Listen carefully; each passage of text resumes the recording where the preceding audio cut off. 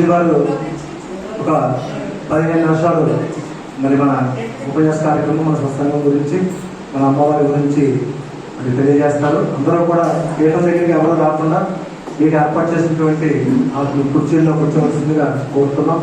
మన అమ్మవారి ఆశీస్సులతో దేవీ కమిటీ వారి యొక్క సహాయ సహకారాలతో 13 గ్రామ భక్తుల సహాయ సహకారాలతో ఎంతో దేదీప్యమానంగా తెలుగు అభివృద్ధి చెందుతూ చాలా అభివృద్ధి చెంది ఈ రోజున మరి 300 సత్సంగంలో 2 అంతస్తుల భవనాన్ని సొంతంగా సత్సంగం కోసం నిర్మించుకున్నటువంటి తొలి సత్సంగంగా మన 13 సత్సంగం మరి నిర్మిస్తుందని చెప్పి మీరంతా కూడా గురించి కూడా ఆశిస్తుందని చెప్పి మీ అందరికీ కూడా తెలియజేసుకుంటూ మన విజయలక్ష్మి గురుమాత గారు కూడా మన విషయాలు చెప్పిన తర్వాత గురువు గారికి అవసరం చెప్తారు.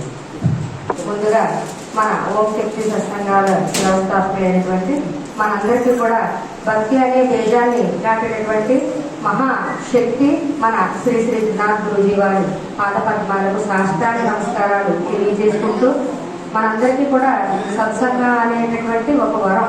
ఇది అడగకుండా మనందరికీ గురువు గారు ఇచ్చారు.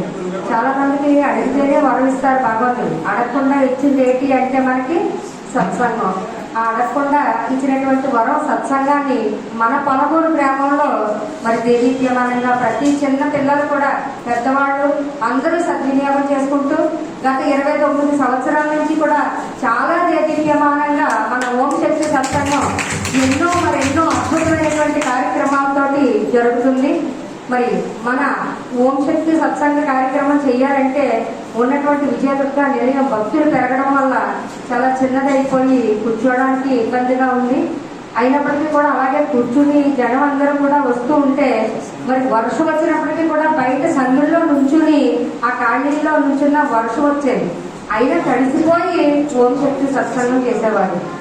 ఆ భక్తికి మెచ్చాలనుకుంటాను మన అమ్మవారు మనకి ఎంత అద్భుతమైనటువంటి నూతన విజయదుర్గ నిలయాన్ని మన సత్యరెడ్డి గారు తాడి సత్యరెడ్డి సుబ్బలక్ష్మి దంపతులు అలాగే తాడి జయ వెంకటరెడ్డి గారు కమలా దంపతుల చేతుల మీదుగా నూతన విజయదుర్గ నిలయం 2 అంతస్తుల భవనాన్ని మనకి ఇవ్వడం జరిగింది. సత్సంగ కార్యక్రమం చేసుకోమని మరి ఎంత దేదీప్యమైనటువంటి ఈ సత్సంగ భవనం ఇచ్చినటువంటి ఆ భక్తులకి జగన్మాత ఎల్లవేళలా తోడుగా ఉండాలని మనస్ఫూర్తిగా కోరుకుంటూ మరి ఇంత అద్భుతమైనటువంటి సత్సంగ కార్యక్రమం చేసుకోమని ఎంత భవనం ఇచ్చినప్పుడు మనందరం కూడా చాలా చక్కగా ఇంకా ఎన్నో కార్యక్రమాలు చేసుకుంటూ ఈ సత్సంగ కార్యక్రమాన్ని దినదినాభివృద్ధి చేయాలని మనస్ఫూర్తిగా కోరుకుంటూ శ్రీ ఆదిపరాశక్తికి ఓం శక్తిని జై భవాని. ఇప్పుడు